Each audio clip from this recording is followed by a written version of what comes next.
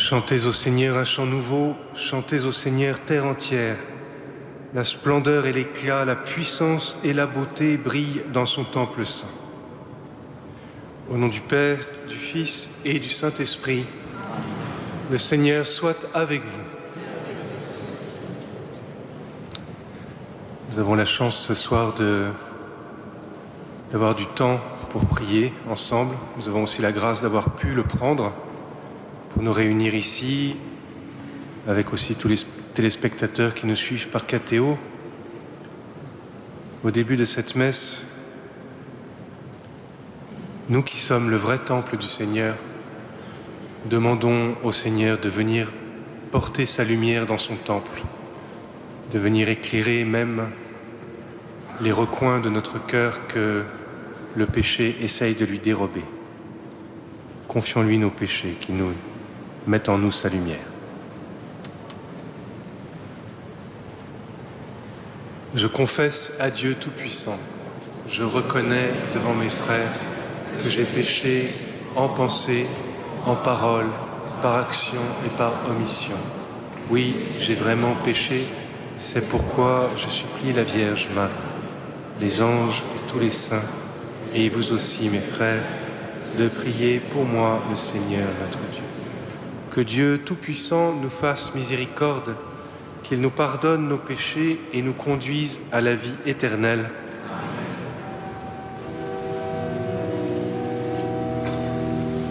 Seigneur, prends pitié, Seigneur, prends pitié, Seigneur, prends pitié. Seigneur, prends pitié, Seigneur, prends pitié, Seigneur, prends pitié. Ô Christ, prends pitié, ô Christ, prends pitié, ô Christ, prends pitié.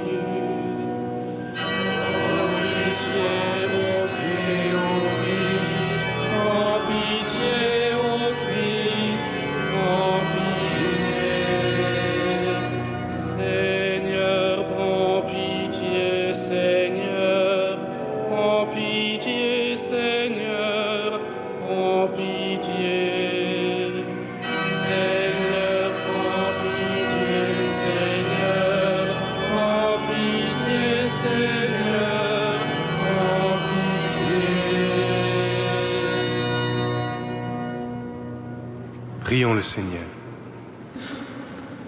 Dieu éternel et tout-puissant, dirige notre vie selon ton amour, afin qu'au nom de ton Fils bien-aimé, nous portions des fruits en abondance par Jésus-Christ, ton Fils, notre Seigneur et notre Dieu, qui règne avec toi et le Saint-Esprit, maintenant et pour les siècles des siècles.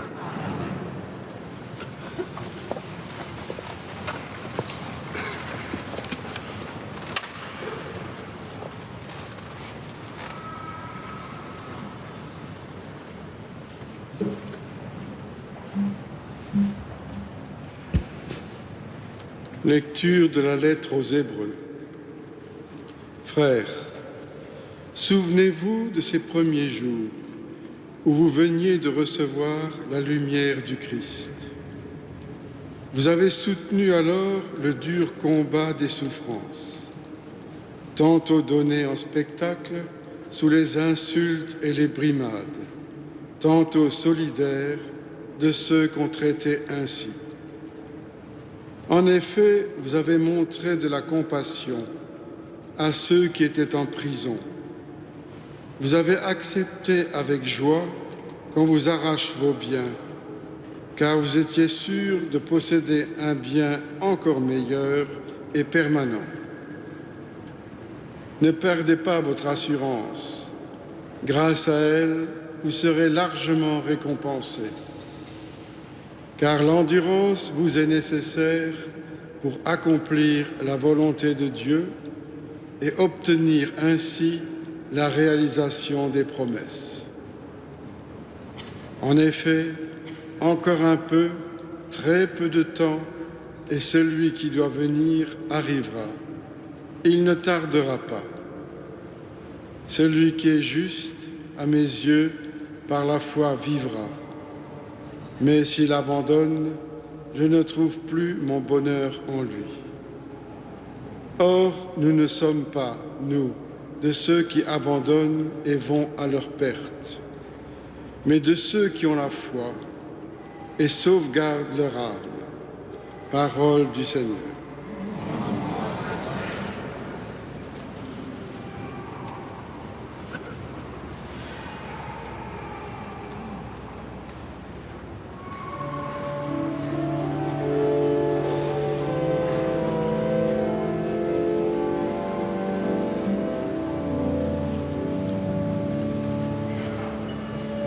Le salut des justes vient du Seigneur.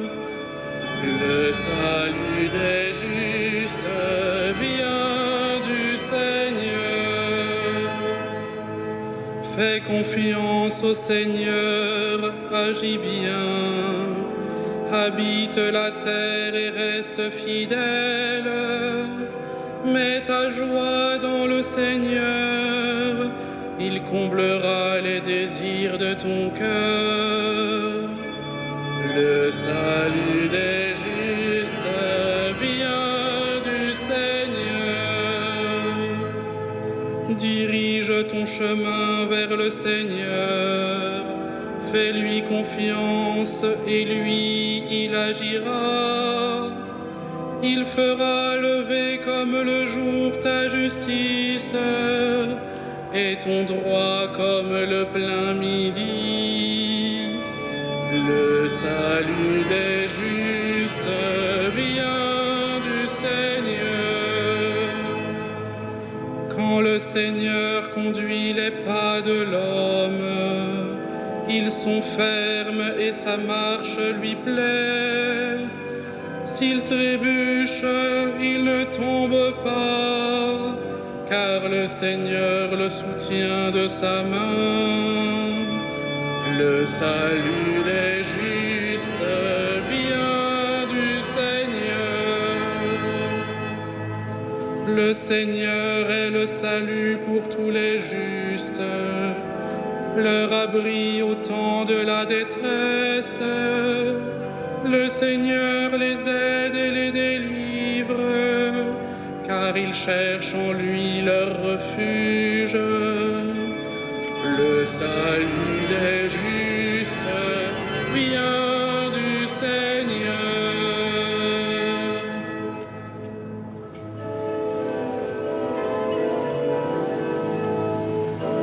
Alléluia, Alléluia, Alléluia. Alléluia, Alléluia, Alléluia. Tu es béni, Père, Seigneur du ciel et de la terre. Tu as révélé aux tout petits les mystères du royaume. Alléluia, Alléluia, Alléluia.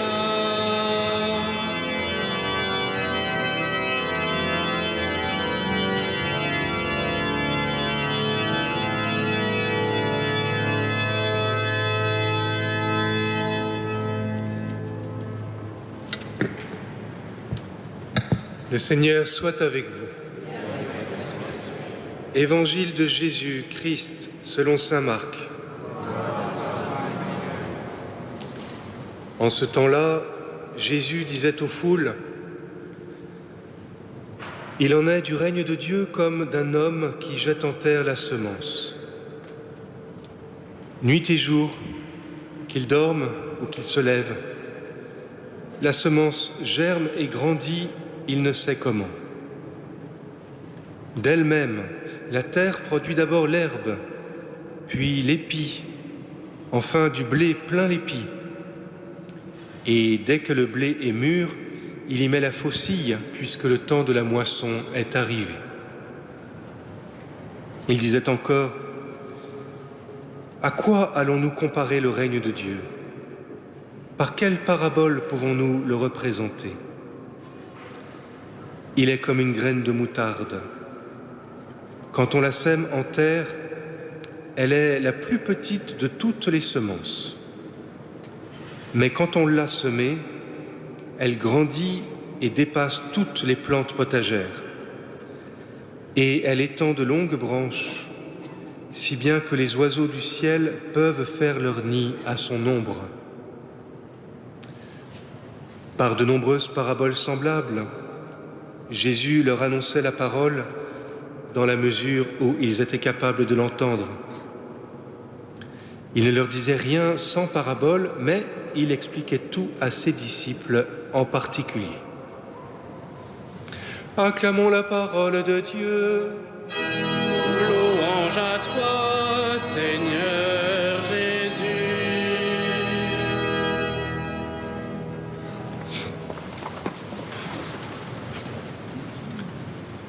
Les paraboles ont cette particularité, sous des apparences très simples, d'être des énigmes. Et des énigmes justement parce que très simples, justement parce qu'elles n'ont l'air de rien. Et il faut du temps, de la prière, l'aide du Seigneur pour entrer dans toutes les significations qu'elles peuvent porter. Les apôtres ont eu la chance que Jésus leur fasse des cours particuliers, après avoir dit les paraboles pour la foule. Et nous-mêmes, nous n'aurons jamais fini d'en faire le tour. Mais peut-être pour aujourd'hui, pouvons-nous essayer de tirer quand même quelques fruits, quelques conclusions des paraboles qui sont proclamées dans l'Église. Peut-être nous pouvons faire 3 remarques. La première, c'est que ces paraboles concernent le royaume des cieux, l'Église, le règne de Dieu. Ces manières que Jésus a de parler de l'Église qu'il est venu donner à la terre. Et la première chose, c'est que cette Église a des débuts très modestes. On pourrait dire, elle commence dans l'impuissance et dans la mort. C'est un grain qu'on sème en terre, une graine qu'on plante et qui meurt. Et Jésus ajoute même, pour être bien clair, c'est la plus petite de toutes les graines, c'est la plus minable. Et elle meurt. Et l'Église commence le jour où le Christ, défiguré, réduit à rien, meurt et ressuscite pour la vie éternelle. Mais ça commence de façon extrêmement modeste, extrêmement humble. Ça commence avec rien. La deuxième remarque, peut-être que nous pouvons faire, c'est que, à partir de ce rien, et on ne sait même pas comment, dit Jésus, par la grâce de Dieu, et l'énergie de la nature, et le mystère de la vie, cette graine grandit, grandit, grandit, et devient quelque chose de formidable. Et en même temps, cette fertilité extraordinaire qui est commencée dans l'impuissance n'est pas pour dire « je suis la meilleure, je suis la plus grande, je suis la plus forte ». Elle est pour les autres. Et c'est le deuxième point important, l'Église ne roule pas pour elle-même. Dans les paraboles, la première, le grain de blé, quand tout a poussé, que la récolte est là, que le blé est mûr, on coupe pour faire du pain, pour nourrir les hommes. L'Église, qui est souvent comparée par les saints à du pain, qui se nourrit de pain et qui doit devenir elle-même du pain, est là pour nourrir les hommes, pour donner la vraie vie à ceux qui ne la connaissent pas. Elle n'est pas là pour se dire « Ah, j'ai le secret, je le garde pour moi, je suis la meilleure ». Elle est là pour nourrir les autres. Et de même, dans la seconde parabole, la graine de moutarde, quand l'arbre devient gigantesque, c'est pas pour lui, c'est pas comme dans les fables de La Fontaine pour se balancer au-dessus des autres, c'est pour abriter les oiseaux du ciel, pour faire du bien à toute la création et même aux créatures du ciel. Et donc l'Église a une fertilité extraordinaire en elle, mais qui n'est pas pour elle, qui est pour nourrir les hommes, qui est pour combler la création, qui est pour faire régner l'harmonie aussi bien sur la terre que dans le ciel. Alors, il y a un troisième point qui peut être une objection, qui est de dire, si nous sommes appelés à être l'Église, à être dans l'Église, finalement, qu'est-ce que ça nous rapporte ? Parce qu'on peut dire qu'il y a une grande puissance et une grande fertilité, que nous ne sommes pas grand-chose, mais que ça deviendra quelque chose. Mais enfin, si c'est pour être coupé à la fin, ou si c'est pour servir aux bestioles, qu'est-ce que ça nous rapporte à nous ? Et c'est là que la première lecture que nous avons entendue nous donne une clé très précieuse. Le Seigneur est proche. Nous savons qu'il ne tardera pas. En réalité, cette puissance qui est donnée à l'Église, cette fertilité, cette faculté de se développer, c'est celle du Seigneur lui-même, du ressuscité, du vivant. Et en permettant que l'Église porte du fruit pour le monde, à travers les douleurs, à travers les persécutions, comme dit aussi la première lecture, on vous a tout arraché, soyez joyeux. En permettant que l'Église porte du fruit pour le monde, le Seigneur lui montre que c'est lui qui lui donne la force. Le Seigneur lui dit, je suis à tes côtés. Et ainsi, ce que l'Église recherche, ça n'est pas des avantages matériels, en réalité, elle les fournit aux autres. Ce que l'Église recherche, c'est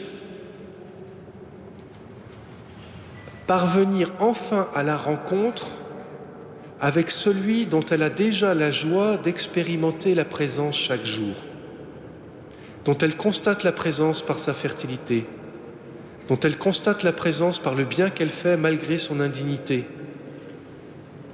dont elle pressent l'amour jour après jour avec tous nos défauts, toutes nos complications, toutes nos contrariétés. Il nous est donné de porter du fruit. Il nous est donné de parler à Dieu. Il nous est donné de parler de Dieu aux autres par notre vie. Comme dit encore la première lecture, nous ne sommes pas de ceux qui abandonnent.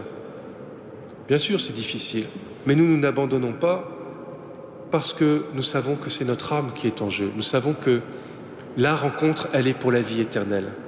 Nous savons que le fruit que nous semblons donner aux autres, en réalité, quand nous le donnons aux autres, il nous prépare un fruit éternel.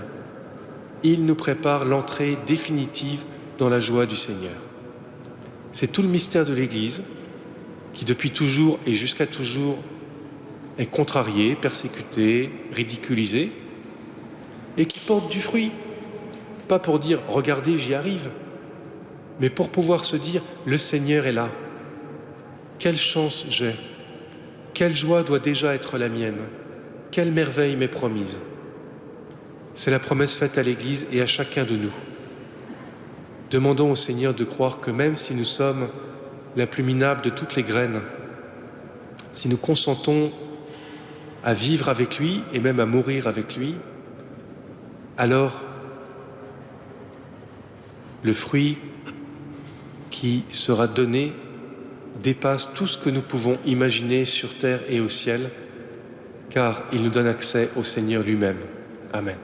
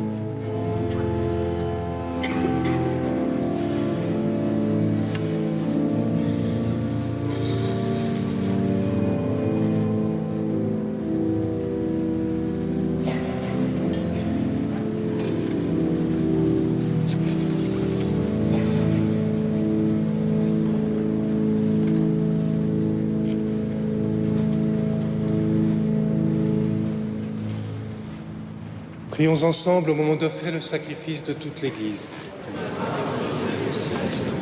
Dans ta bonté, Seigneur, accepte notre offrande, qu'elle soit sanctifiée et serve ainsi à notre salut par Jésus, le Christ, notre Seigneur. Amen. Le Seigneur soit avec vous. Élevons notre cœur. Rendons grâce au Seigneur notre Dieu. Vraiment, Père très saint, il est juste et bon de te rendre grâce toujours et en tout lieu par ton Fils bien-aimé Jésus-Christ. Car il est ta parole vivante par qui tu as créé toutes choses. C'est lui que tu nous as envoyé comme Rédempteur et Sauveur, Dieu fait homme, conçu de l'Esprit Saint, né de la Vierge Marie. Pour accomplir jusqu'au bout ta volonté et rassembler du milieu des hommes un peuple saint qui t'appartienne, il étendit les mains à l'heure de sa passion afin que soit brisée la mort et que la résurrection soit manifestée. C'est pourquoi, avec les anges et tous les saints, nous proclamons ta gloire en chantant d'une seule voix.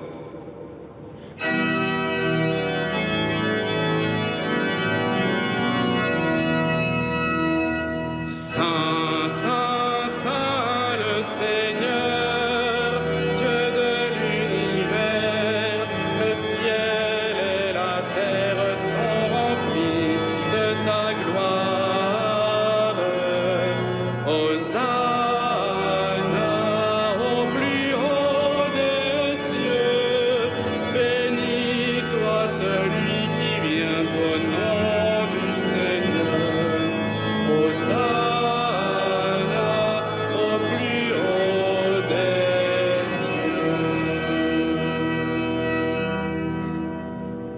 Toi qui es vraiment saint, toi qui es la source de toute sainteté, Seigneur, nous te prions. Sanctifie ces offrandes en répandant sur elles ton esprit, qu'elles deviennent pour nous le corps et le sang de Jésus, le Christ, notre Seigneur. Au moment d'être livré et d'entrer librement dans sa passion, il prit le pain, il rendit grâce, il le rompit et le donna à ses disciples en disant: Prenez et mangez-en tous. Ceci est mon corps livré pour vous.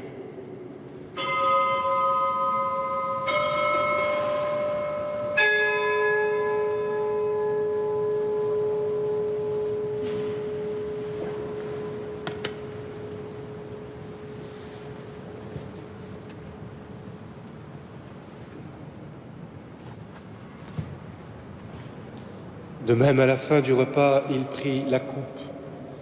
De nouveau, il rendit grâce et la donna à ses disciples en disant: Prenez et buvez-en tous, car ceci est la coupe de mon sang, le sang de l'alliance nouvelle et éternelle qui sera versé pour vous et pour la multitude en rémission des péchés. Vous ferez cela en mémoire de moi.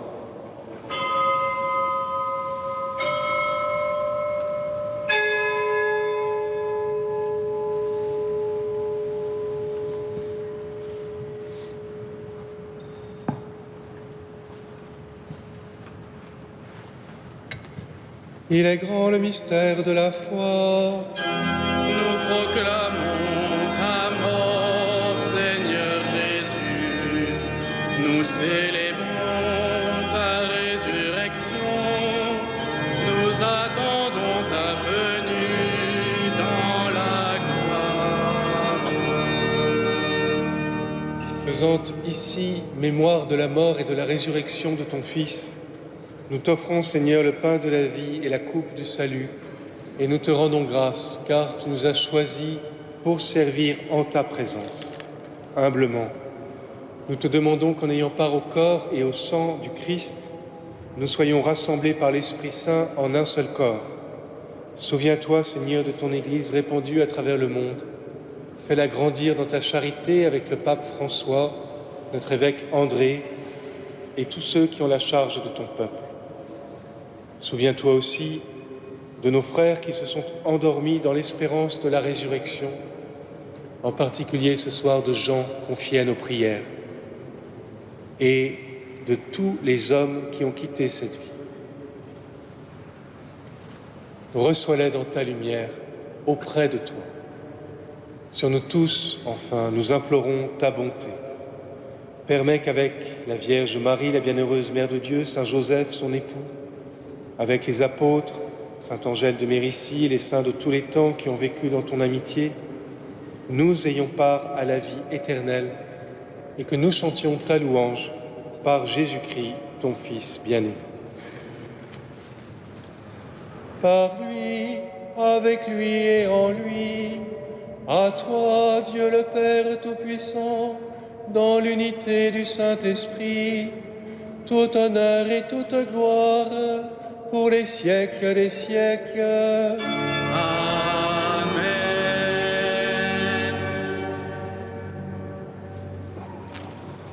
Comme nous l'avons appris du Sauveur et selon son commandement, nous osons dire « Notre Père, qui es aux cieux, que ton nom soit sanctifié, que ton règne vienne, que ta volonté soit faite sur la terre comme au ciel.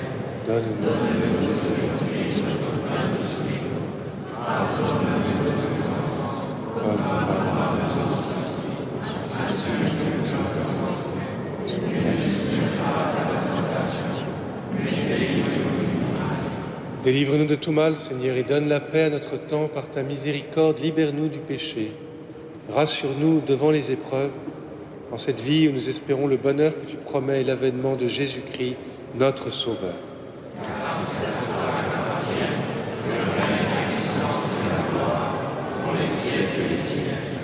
Seigneur Jésus-Christ, tu as dit à tes apôtres, je vous laisse la paix, je vous donne ma paix. Ne regarde pas nos péchés, mais la foi de ton Église. Pour que ta volonté s'accomplisse, donne-lui toujours cette paix et conduis-la vers l'unité parfaite, toi qui règnes pour les siècles des siècles. Amen. Que la paix du Seigneur soit toujours avec vous. Dans la charité du Christ, donnez-vous ça.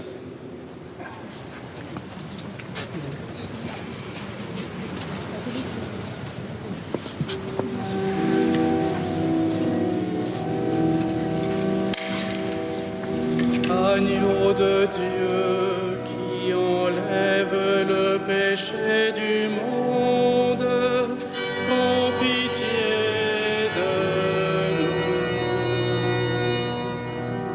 Agneau de Dieu qui enlève le péché du monde, prends pitié de nous. Agneau de Dieu qui enlève le péché du monde, donne-nous la paix.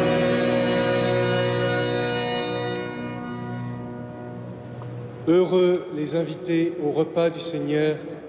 Voici l'agneau de Dieu qui enlève le péché du monde.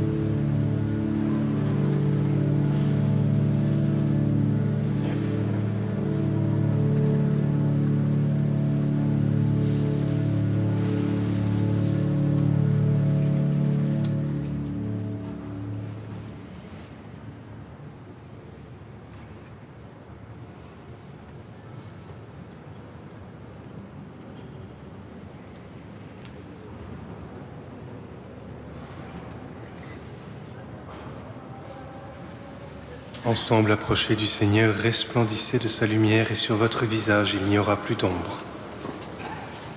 Prions encore. Permets, nous t'en prions, Dieu Tout-Puissant, qu'ayant reçu de toi la grâce d'une nouvelle vie, nous puissions nous en émerveiller toujours par Jésus, le Christ, notre Seigneur. Amen. Le Seigneur soit avec vous. Que Dieu Tout-Puissant vous bénisse, le Père, le Fils et le Saint-Esprit. Allez dans la paix du Christ. Grâce à Dieu.